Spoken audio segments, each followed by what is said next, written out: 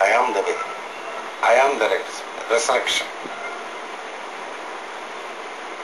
I am the open door that nobody can shut it. ఇటువంటి మంత్రం అంటే కూడా బైబిల్లో ఉంటాయి. సేమ్ కృష్ణుడు ఏం చెప్పాడో అదే మంత్రములు కృష్ణుడు చెప్పాడు. కృష్ణుడు ఒకటే. జీసస్ అనేటువంటి మహానుభావుని ద్వారా కృష్ణుడు పనిచేసి మంత్రములన్నీ ఇచ్చి ఆయన ద్వారా మెరికల్స్ చేశాడు. ఆ టైంలో ఏమిటిచ్చాడు? మనకి ఏమిటిచ్చారు? అహమస్మి సోహమస్మి బ్రహ్మాస్మి. నేను భగవంతుడు వేరు అనేటటువంటి తేడా ఎంతకాలం అయితే ఉంటుందో సమాధి స్థితిలో ఉన్నా సరే సబీజం అంటారు. బీజం అనేటువంటి సంసారం అనేటటువంటి, సంసారం అంటే మనకు చుట్టూ ఉండేటటువంటి సెపరేట్గా మనకంట కనిపించడం,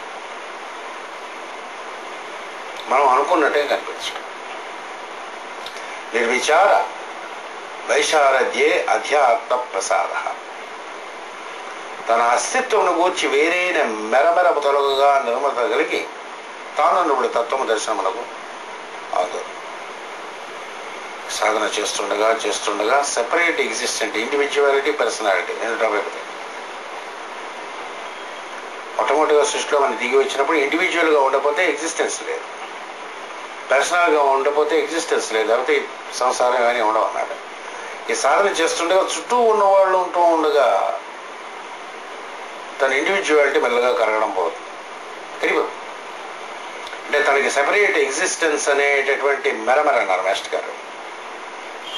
సెపరేట్ ఎగ్జిస్టెన్స్ అనేటటువంటిది పోయి అందరి యందు భగవంతుడు కనిపించడం మొదలు పెడతాడు.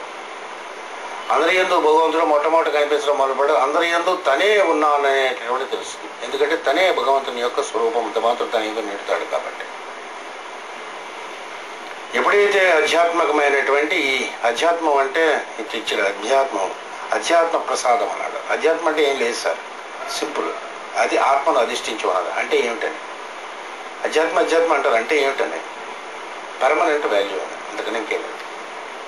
మనకు బాగా అర్థం అవ్వాలంటే, ఇంగ్లీష్లో అర్థం అవ్వాలంటే ఆధ్యాత్మిక విషయం అంటే పర్మనెంట్. ఫ్లీటింగ్ వాల్యూస్ ఉంటాయి, పర్మనెంట్ వాల్యూస్ ఉంటాయి. మనకు తెలుసు ఫ్లీటింగ్ వాల్యూస్. పెళ్ళం వచ్చే జన్మకి పెళ్ళం ఉండదు, ఇల్లు వచ్చే జన్మకు ఉండదు, ఈ దేహం వచ్చే జన్మకు ఉండదు, గురువు ద్వారా నేర్చుకున్న సంస్కారం వచ్చే జన్మకు వస్తుంది. ఆత్మను అధిష్ఠించి ఉండేది ఏవైతే పర్మనెంట్ వాల్యూస్ ఉండి ఈ జన్మలో చేసినా సరే వచ్చే జన్మకు వస్తాయో, ఈ జన్మకి వచ్చే జన్మకి ఏవైతే మారవో, ఏవైతే నిరంతరం మన యందు కంటిన్యూ అవుతుంటాయో దాన్ని ఇచ్చేటటువంటి గ్రంథములే పురాణములు, ఇతిహాసములు, వేదములు, తత్వశాస్త్రములు, యోగశాస్త్రం. మనం యోగశాస్త్రం చదువుకుంటున్నాం. మనం యోగశాస్త్రంలో ఇవ్వబడిందంతా కూడా ఇందులో చేసినటువంటి సాధన అంతా కూడా మనతో కూడా వస్తుంది. దీని ఏమంటారు? వేదంలో అనపగామనీయం అంటారు. అమ్మవారిని లక్ష్మీ అనపగామినీయం అంటారు. లక్ష్మీదేవి అనపగామిని, లక్ష్మీదేవి ఉపాసన కానీ చేస్తే శ్రీ సూక్తమునందు ఉండేటటువంటిది అనపగామిని. మేము వదలకుండా వచ్చే జన్మ కూడా వస్తుంటాడు. ఇందులో రెండో సూక్తంలో ఉంటుందా? హిరణ్యవర్ణాం హరిణీం సువర్ణ రసిష్టాం చంద్రాం హిరణ్మయీం లక్ష్మీం జాతవేదో మమావ. ఓ జాతవేదుడా, ఈ లక్ష్మి నన్ను ఆవాహన చేయి. జాతవేదుడు అంటే ఎవడు? వేదముల ద్వారా అగ్ని పుట్టించినటువంటి వాడు, అగ్ని ద్వారా వేదములు పుట్టించినటువంటి వాడు. తామావ జాతవేదు లక్ష్మీ అనపగామిని. నిరంతరము వదలనటువంటి లక్ష్మిని. లక్ష్మి అంటే డబ్బులు మాత్రం కాదు సార్. లక్ష్మి అంటే కళ. ఏ కళ ఉంటే దగ్గరకు వచ్చి డబ్బులు చేరుతాయో ఆ కళ లక్ష్మి అంటారు.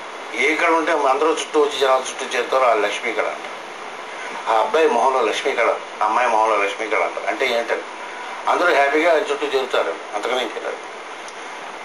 గుడ్ థింగ్స్, గుడ్ పీపుల్ ఎవరు చుట్టూ చేరుతారో వాళ్ళకి లక్ష్మి అనుగ్రహం ఉన్నట్టుగా. ఆ లక్ష్మి అనేటటువంటిది పూర్వజన్మ బట్టి వస్తుంది సార్. అనపగామిని అంటే that which follows through births. అది యాక్చువల్గా అనపగామిని అనేటువంటి దానికి అర్థం అనమాట. అటువంటిది ఏదైతే ఉంటుందో దాని యందు సాధన చేయటం అధ్యాత్మ సాధన అంటారు. అధ్యాత్మ ప్రసాదం అంటే తిని ఉండేదాన్ని ప్రసాదం అంటారు సార్. ప్రసాదం అంటే మనం తినేది కూడా ప్రసాదమే, తేటగా ఉండేటటువంటి ప్రసాదం అంటారు సంస్కృతంలో. నీళ్లు బాగా శరత్కాలం వచ్చేప్పుడు, ఇప్పుడు ఎలాగుంటాయి నీళ్లు? గోదావరికి ఏదో బొరబొరతో ఉంటాయి. కొంతకాలం అయితే వర్షాలన్నీ తగ్గిపోయిన తర్వాత శరత్కాలం వచ్చిన తర్వాత నీళ్లు తేటపై పైకి ఉంటాయి, కింద ఉండేది కనిపిస్తుంది. అలాగ నీళ్లు తేరుకొని పైకి కనిపించేది ప్రసాదం ఉంటుంది. మన మనసు కూడా అలాగే అన్ని బురద కిందకి తిరిపి హాయిగా ఉంటే ప్రసాదం ఉంటుంది.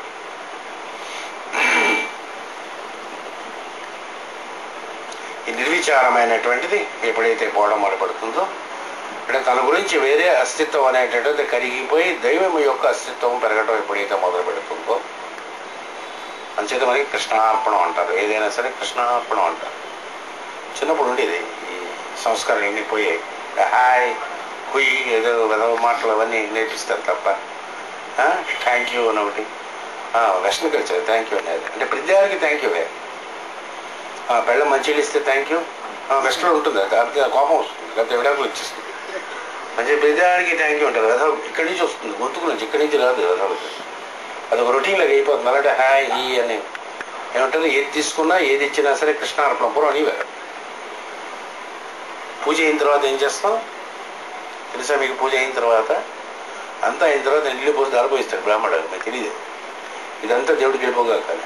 ఇంత పూజ చేసి ఆయనకి వెళ్ళిపోతే మనకేమిటి లాభం అని 3,000 4,000 ఖర్చు పెట్టి యాగం చేస్తారు కదా, కృష్ణార్పణం అంటాడు. ఆయన కృష్ణుడికి వెళ్ళిపోతున్నాడు. వెళ్తే ప్రసాదం వచ్చేటటువంటి ప్రసాదం అవుతుంది. సొంతంగా వచ్చేటటువంటి దాన్ని సంసారం అంటారు. భగవంతునికి సమర్పణ చేసినటువంటిది ప్రసాదం అంటారు. అంతే కదా. గుడి దగ్గర కొబ్బరికాయ కొడితే 2 చెప్పలు పట్టుకొచ్చాడు కొన్ని, అది ప్రసాదం అవదు. కొబ్బరికాయ చెప్ప అవుతుంది అంతే. కొట్టి ఒక చెప్ప అక్కడ ఉన్న వాళ్ళందరికీ పంచి, లేకపోతే దేవుడికి ఇస్తే వాడు ఎక్కడ పంచుకుంటాం, అమ్ముకోవడం ఏదో ఒకటి చేసుకుంటాడు. ఎక్కువ మంది చెప్పలు మాత్రం ఇక్కడ నాకు తెలిసి మాత్రం నేను వంటంలో ఉండేవాడు. రాత్రి వేసరికి అన్నీ కలెక్ట్ చేసుకున్నాడు హోటల్ వాడు. కుట్టిన చెప్పలన్నీ వాడు కలెక్ట్ చేసుకుని ఎంతో డబ్బులు ఇస్తారు. పచ్చడి పొద్దున మనకి అదే ప్రసాదం పోలేదు. కొచ్చిన్కి వాడు కొడుకునేవాడు. అప్పుడు లేదనుకుంటా కొచ్చిన్కి. మా చిన్నప్పుడు వెళ్ళి అక్కడ వెళ్ళి కలెక్టరేషన్ ఒకటి వెళ్ళి డబ్బు కొడుకొచ్చాడు. తీసుకొస్తే రేపు పొద్దున్న చట్నీ అయితే అనమాట ఏదో ఒకటి మొత్తానికి పెడతారు ఇక్కడ ప్రసాదాలు మనకి. ఎవరికైనా ఇచ్చిన తర్వాత ప్రసాదం సార్ వచ్చింది పంచాలి